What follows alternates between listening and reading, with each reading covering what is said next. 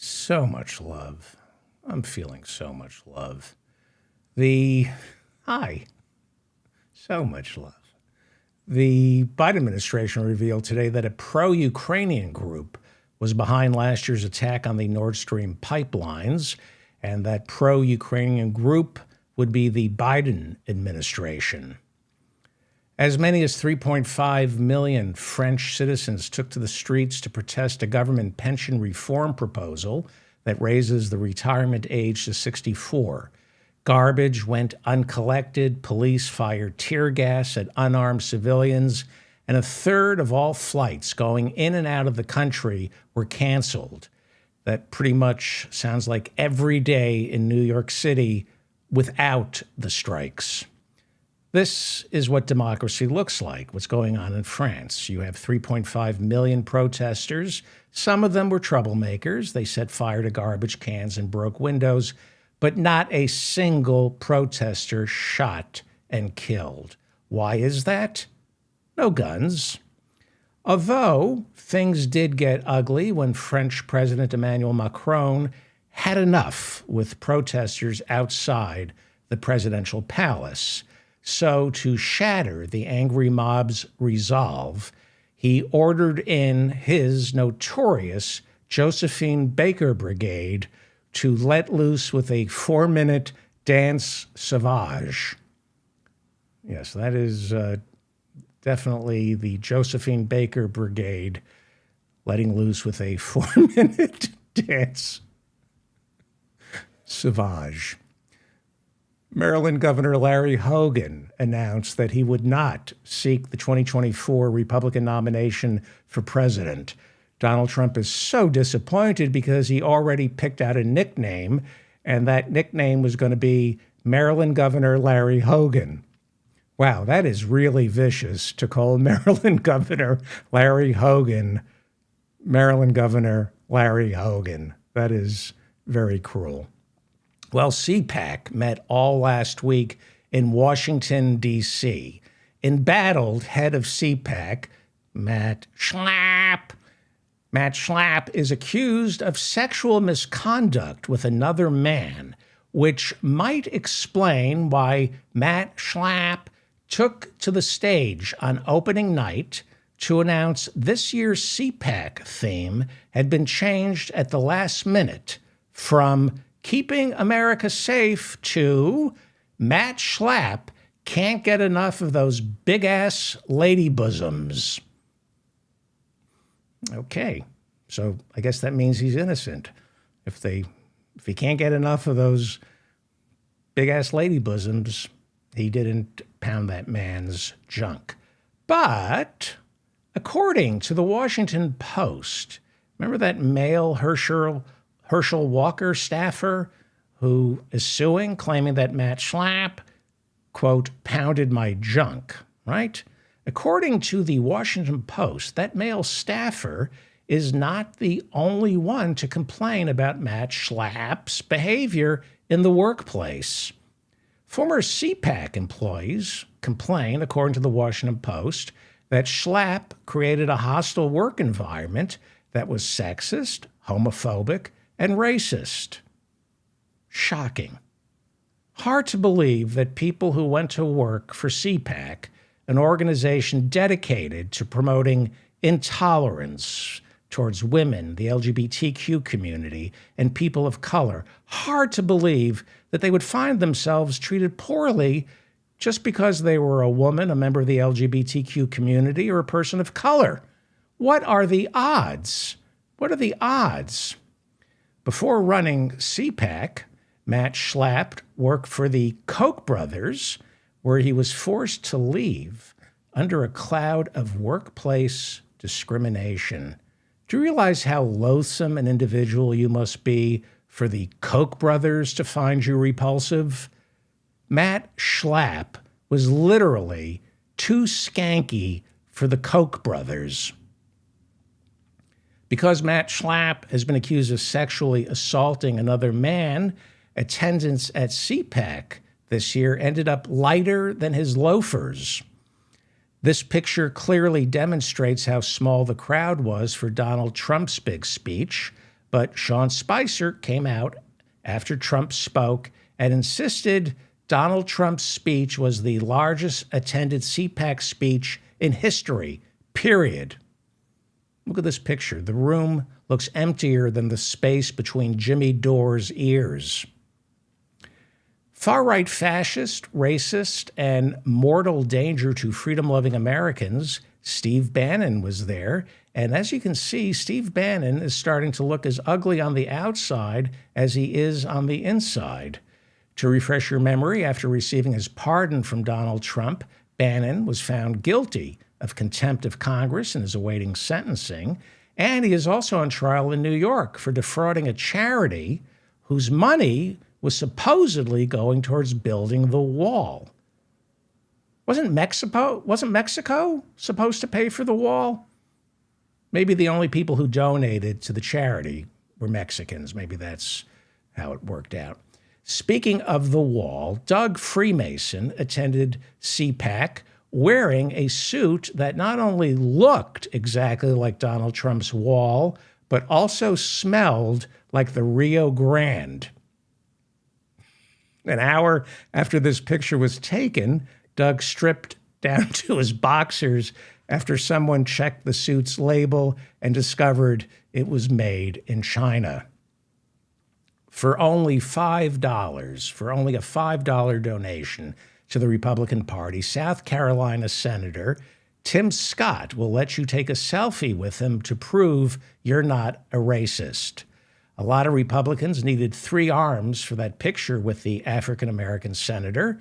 Yes, 3 arms, 1 to hold the camera, 1 arm for putting it around the African-American Republican senator, and the 3rd arm, well, that's for keeping a watchful hand on your wallet. Hey, they're not racist at CPAC. They're fiscally prudent. Former crack addict turned pillow magnate and election denier Mike Lindell charges CPAC attendees $200 to get a picture taken with him, $500 not to get a picture taken with him. And Florida Congressman Matt Gaetz and Donald Trump Jr. were there to tape a live episode of their new talk show for Newsmax, Cracker and the Crackhead.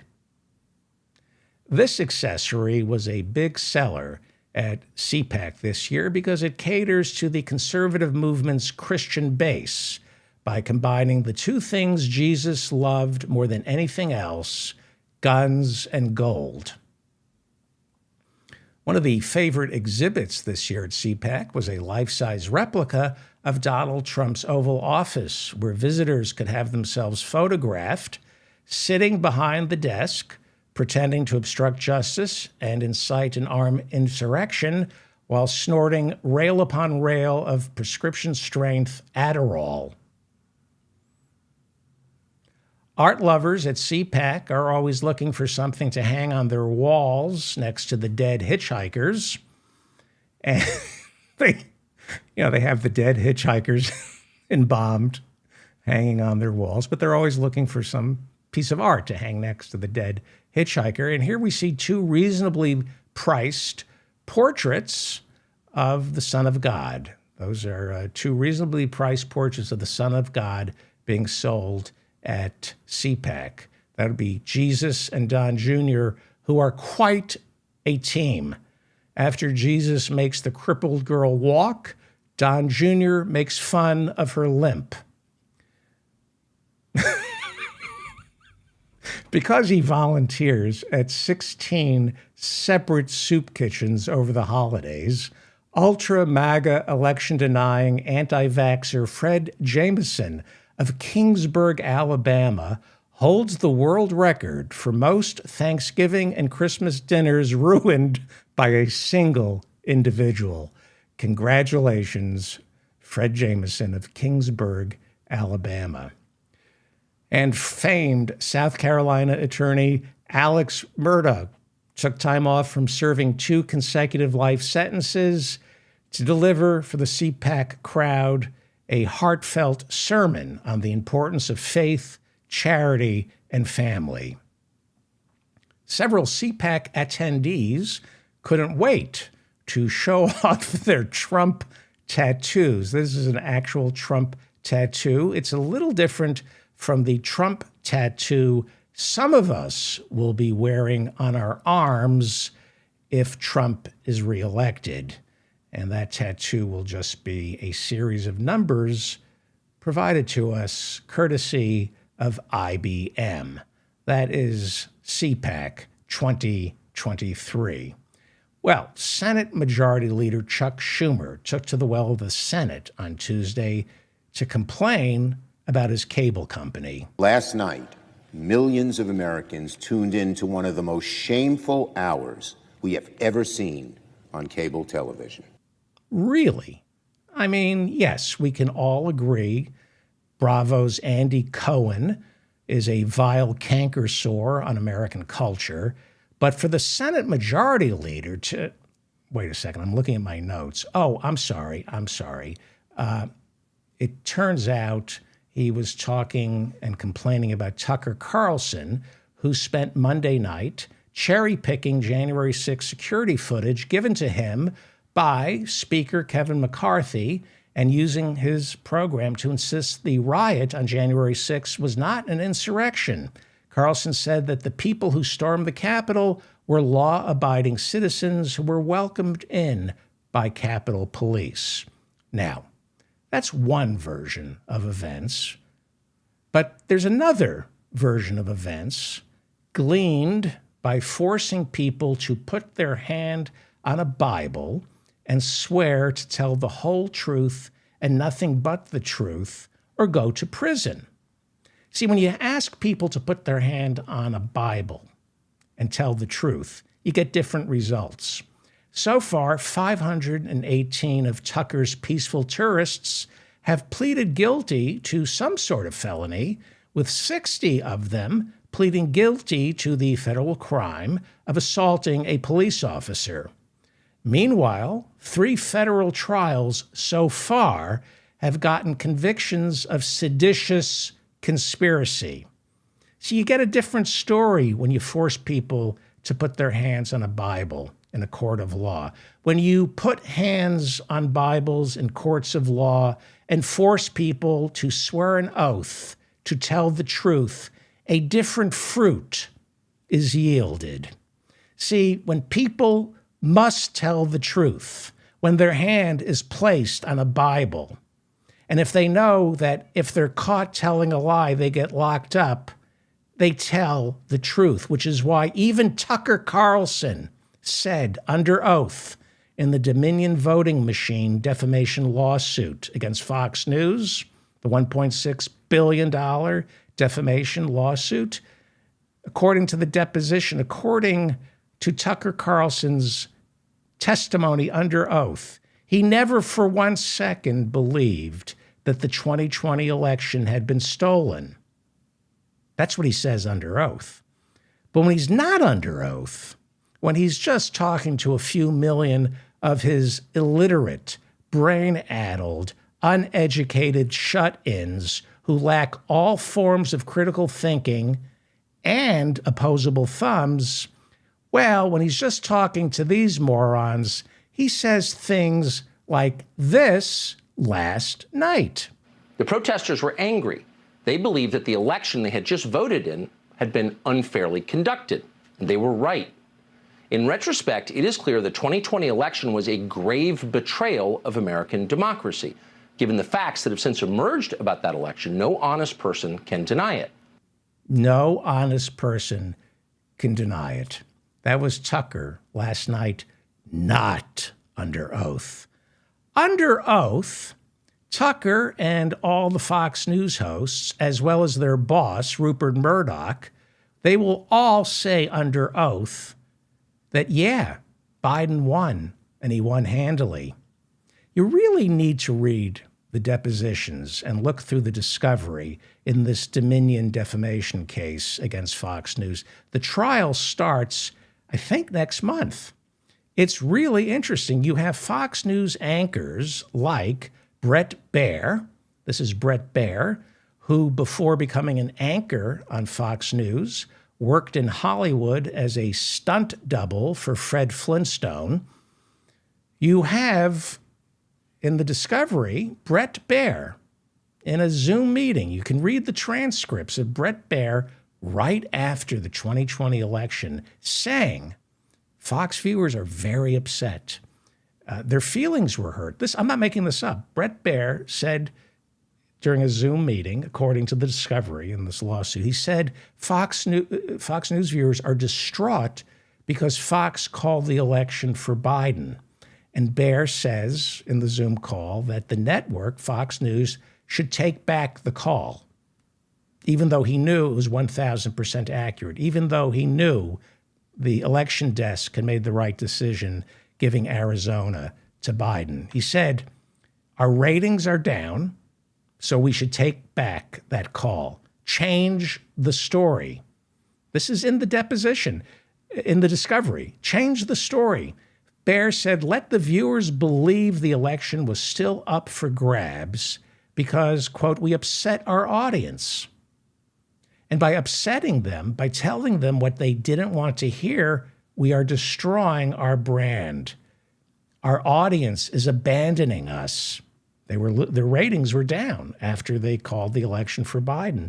And he said in the meeting, we need to bring our audience back by giving them news they want to hear.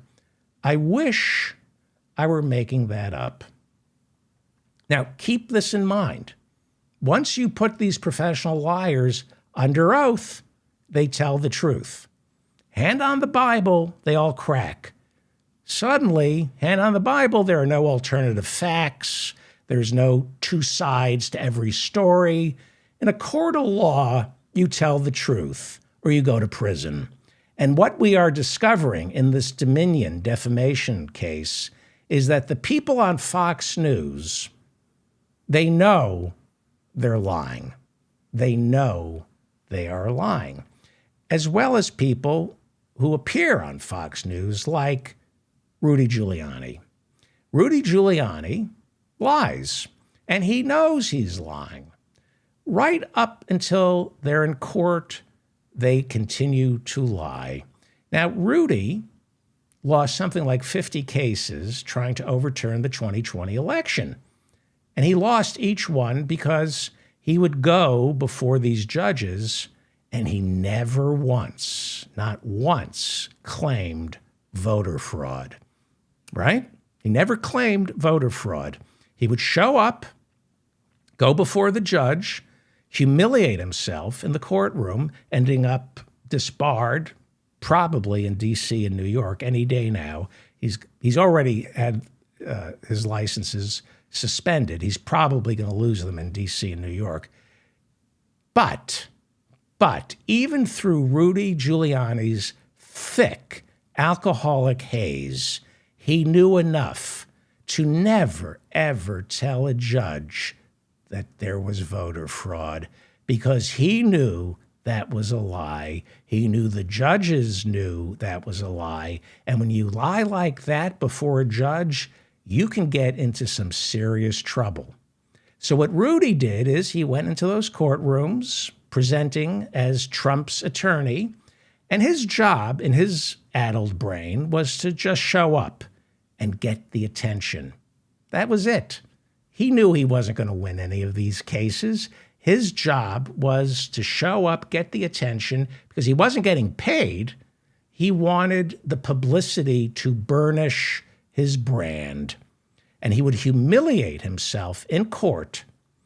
But each time, right after court was dismissed, he'd walk outside, get in front of a bank of microphones, and go back to lying about voter fraud because he wasn't under oath. Fox News would be different if their reporters had to present the news under oath. You want real news? You want to know what's really going on? Watch congressional testimony. Watch C-SPAN. Watch when witnesses are sworn in under oath with the threat of being charged with perjury and sent to jail. This is where the facts are. And that's why you cannot get transcripts of any congressional hearings. You don't believe me? Try. Go online. You're all computer literate. Go online and try to read the transcripts of the House Oversight hearings and the House Judiciary Committee hearings about the weaponization of our government. Go see if you can actually read the hearings. You can't. They would never make those transcripts available to the public. You have to pay for them. Excuse me. You have to pay for those transcripts, and you have to pay a lot of money. They will not let you go online to read the transcripts, because if you could read the testimony of the people who are testifying before Congress, or the comments made by Matt Gaetz and Jim Jordan, if you could read what they're saying, you would demand they all be arrested. As I said, if you don't believe me, go online and try to read the transcripts from the latest committee hearings. It cannot be done. Well, Republicans, like Republican Senator Thom Tillis, were asked what they thought of Tucker's big show. What do you think of, Tucker Carlson got this security footage from Speaker McCarthy and really started to downplay January 6th, said it was, mostly peaceful chaos in his view, and said it was not an insurrection, said that Brian Sicknick's death was not related to January 6th. How do you feel about that? I think it's bullshit. Language. Tucker Carlson then thanked Tillis for the compliment and said, if you ever want to come on my show to promote a fresh conspiracy theory or thinking of a new minority to pick on, the door is always open. Well, what do you think? Have you ever tried to get your hands on congressional testimony? You can't. Can't be done. You got to pay a lot for the transcripts. You can watch it on C-SPAN, but, these hearings take 12 hours. Nobody has the time. You watch a little of it. You can't read it. If you could read it, it would take, 45 minutes to get through the entire hearings. They won't let you read the transcripts. They won't let you see the transcripts. Transcripts are amazing when you do get to read them. They take less time, and it means you can hold them in your hands, underline it, and you're holding proof. The written word is way more powerful than the spoken word. It's why careers are destroyed on Twitter, but not through podcasts. Let me know what you think in the comments section down below. I read all your comments, and you'll know that I read them when you see a heart next to them. That's some of these platforms allow you to put a heart next to a comment to show that it's been read. I get a lot of information from my listeners, and I thank you for that. And I do issue corrections. So if I said anything factually incorrect, and by the way, I do keep my hand on a Bible throughout this entire show, and I swear to tell the whole truth and nothing but the truth. Thank you, Russ. Thank you, Russ. Very generous, Russ. New technology allows me to see the super chats now at like 6 in the morning or whatever time it is. Office hours every Friday night. I am there from 8 till 9:30. I make myself available to all the listeners. You can talk to me about whatever you want. If you have any suggestions for the show, if you have any complaints, compliments, God forbid somebody compliment me, I'm there from 8 to 9:30. If you would like to come to office hours and talk with me, please go to my website and you'll see a link for office hours. All you need is Zoom, but if you don't have Zoom, the invitation includes a phone number, and you don't have to turn your camera on. You can just lurk. You don't have to participate. You can just watch and meet really interesting people. Some of the best people I've ever met in my life show up for office hours. And while you're over at my website, please sign up for my newsletter. It comes out every Friday, and contained within the newsletter is the link for office hours. So please do that. We're a small little show, so I read your comments, and If you want to talk at office hours, I'm there. It's not like I got anything better to do. And finally, here's some late breaking news. Government isn't the problem, it's the solution. Government isn't the problem, it's the solution. In 1980, Ronald Reagan came to Washington declaring, government isn't the solution, it's the problem. Well, we gave it 43 years, and now we see what happens when you shrink government, idolize the rich, and believe the braying wolves repeating the lie that corporations are more efficient, the lie that corporations can do things better and cheaper than government. It is a lie. I just went to the DMV in Manhattan. It was as pleasant as the post office, and I'm not being sarcastic. I love going to the post office. I love going to the DMV because it works, and I love to see my government work. And no matter how hard Republicans attempt to strip government of its funding, government still works. That's why I want government-run healthcare. When I was at the DMV last week, I kept thinking, if only these people handled my paperwork and my health care. Think of your experience, America. Think of your experience at the post office, the DMV. Think of the Veterans Administration. Compare those experiences to what you have to put up with from Aetna, United Healthcare, Blue Cross, and all those other serial killers. And I mean that. They are serial killers. Who do you want making life and death decisions about your health, about the health of your loved ones? Who do you want? If you think corporations can deliver health care better than the government can, I want you to listen to me. If you think that, you're ignorant. You are ignorant. If you think the current for-profit healthcare system is superior to government-run healthcare, you think that because you can't recognize Canada on a map of Canada. You're stupid. You don't read. Your head is filled with banana pudding. And most importantly, sorry, you're worthless, and so is your opinion. And quite frankly, I'm almost at a point where I almost feel you deserve the outcomes that a for-profit healthcare system inflicts upon you. I'm almost there. Almost. I still forgive your ignorance. But trust me, if you think corporations can deliver better health care than the government, you are an ignorant, mouth-breathing moron. Now, part of the Democratic Party's platform is a public option for health insurance. It's still in the Democratic Party's platform, and I'm a Democrat.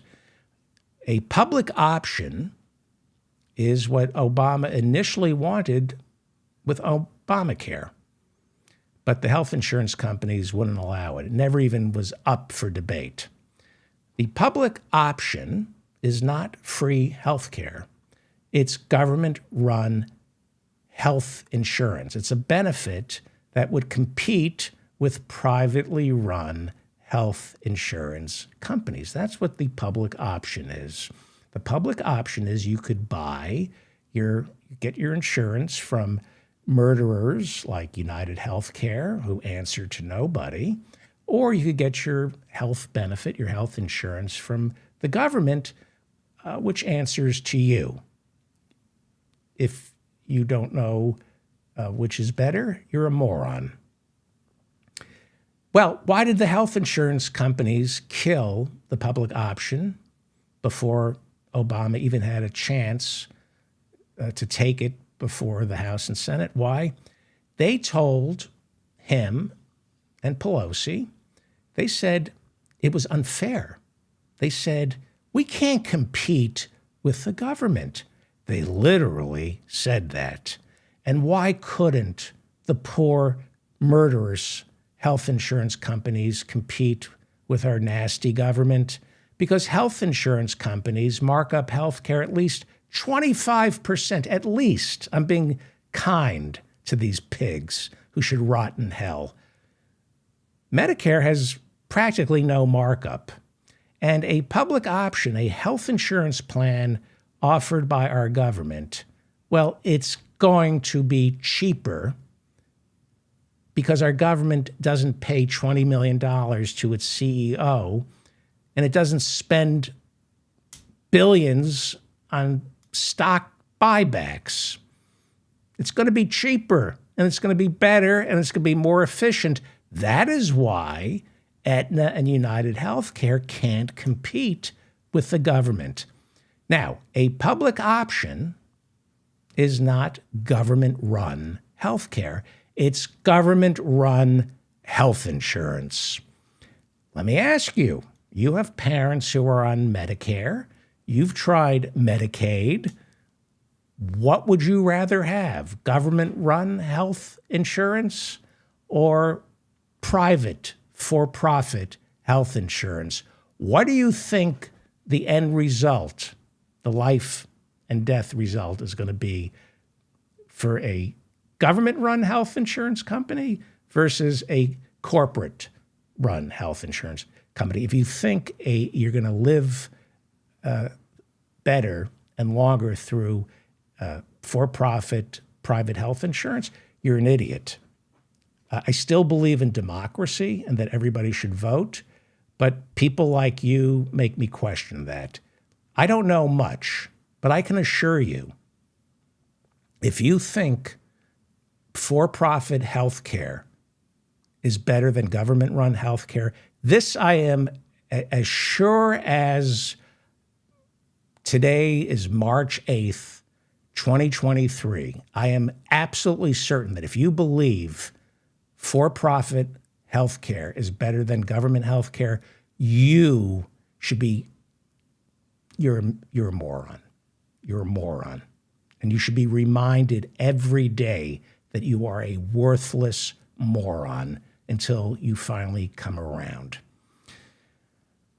Well, Joe Biden promised in 2020, when Bernie was promising Medicare for all, Joe Biden lied. He's a liar. He lied and said, when I become president, you're going to get a public option. Well, it's still in the Democratic Party platform, and it would be cheaper and more efficient. And the privately run health insurance companies are still spending millions lobbying against it, playing the victim. If only they were. With my hands. If I could be alone with the CEO of United Healthcare, I won't tell you what I would do. I just know that after I was done, I would piss all over him.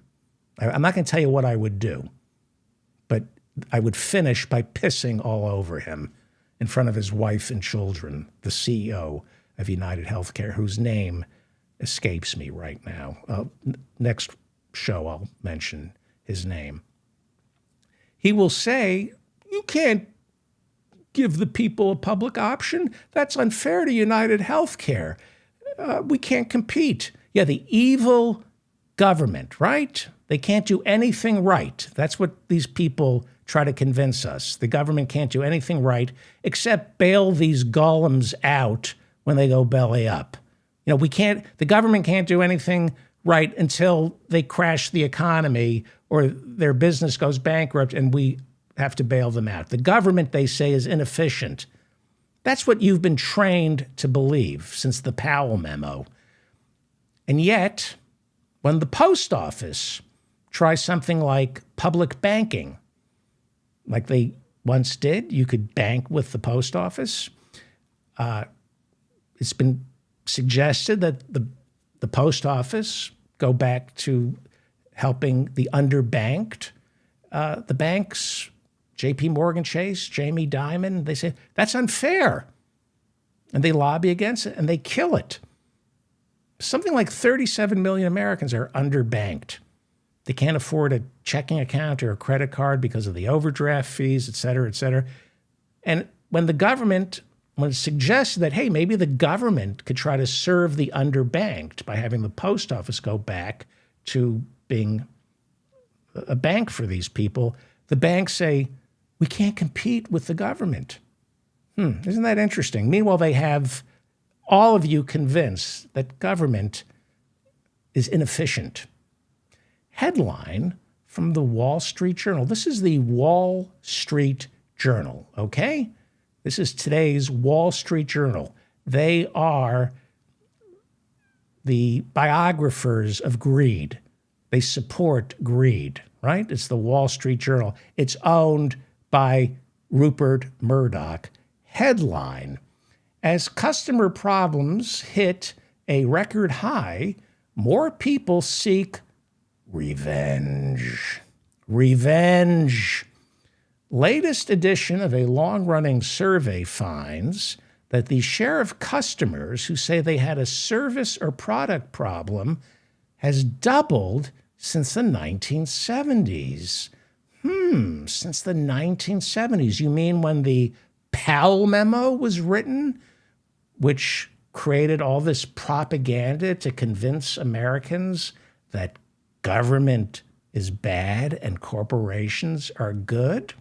Well, it turns out we hate corporations. Let's continue from the Wall Street Journal, right? I will read from today's Wall Street Journal. Americans are encountering more problems with companies' products and services than ever before, and a higher proportion of them are actively seeking revenge for their troubles. That's what a new study has found. Some 74% of the 1,000 consumers surveyed said they had experienced a product or service problem in the past year. That is up from 66% in 2020 when the study was last conducted and 56% in 2017. Only 32% told researchers they had experienced a problem in 1976 when a similar version of the study was first conducted. 1976, that was a few years after the Powell memo, and which with each passing decade, Americans are brainwashed into believing that government can't deliver anything efficiently. Meanwhile, Americans find themselves more and more frustrated with corporate America and are seeking revenge. You can't seek revenge in the courts, right? Because of the adhesion contracts that they make you sign, right? So you seek revenge. Interesting. The latest wave of research found 79% of customers complained about their most serious problem to the company at fault, an increase from 72% in 2020. And 43% said they raised their voice to a customer service representative to show displeasure about their most serious problem. And that's up from 35% in 2017. People are raising their voice at the customer service representatives when they should be raising their voices at the CEOs and protesting the way they do in France. We should be taxing these CEOs into oblivion. It is corporations. It's my waiting on hold. You know, when I get up in the morning, I have calls that have to be made, and I dread them. I dread these calls because I know getting one service fee adjusted or a refund or a prescription filled could take anywhere from an hour to 3 hours because it's corporate America. That's what corporate America does to us. More from the Wall Street Journal. At the same time, more companies have been turning to automation to cut costs and cover staffing shortages in their standard customer service. Firms push customers towards phone lines and web chats that are handled by artificial intelligence or other technologies that can respond to basic requests, leaving human staff to handle the more complicated service inquiries. I would never, ever, ever rely on automation to entertain or educate you people. Ooh, trick eye. How long are we into the show? Oh, all right, 41 minutes. All right. What are you going to do? You know corporations suck. They suck, and they suck the life out of you. They suck your time. Why do you still believe that government is the problem? Government is the solution. Government answers to you if you make it answer to you. Corporations do not answer to you. They don't even answer to their shareholders. They answer to one man or woman, the CEO, who makes off with all the money. Most corporations in America are in debt. They're failing, and they're paying their CEO most of the money because the CEO, his pay is dictated by the board of directors who he gets to pick. Corporations, they're not Apple. Apple is successful. Most corporations are a scam. And the reason you're sitting on hold 3 hours to get a $5 surcharge reversed is because you don't do what they do in France. Millions take to the street in France, and they live longer than we do in France. And compared to our health care, theirs is free. Their health care is free compared to what we go through. If you're going to get sick in France. Get it out of your head that government is the problem. We gave it a try. It's the solution. I'm David Feldman, reminding you to stay strong and protect the weak. Please subscribe to this show and hit the like button. There's only one reason you're listening to me right now, and that's because one of your friends copied and pasted the link to this show and shared it with you. So if you enjoy any of this, if you learned anything, if I made you angry, I hope I made you angry, you thank me. The best way you can thank me is by copying and pasting the link to this show in an email or on social media to alert your friends, to share with your friends. That's the best way to thank me. Again, office hours, Friday night. I'm there from 8 till 9:30 p.m. I will talk with you about anything you want, whatever you think I should be covering on the show. As Prince Charles would say, I'm all ears. I'm David Feldman, reminding you to stay strong and protect the weak.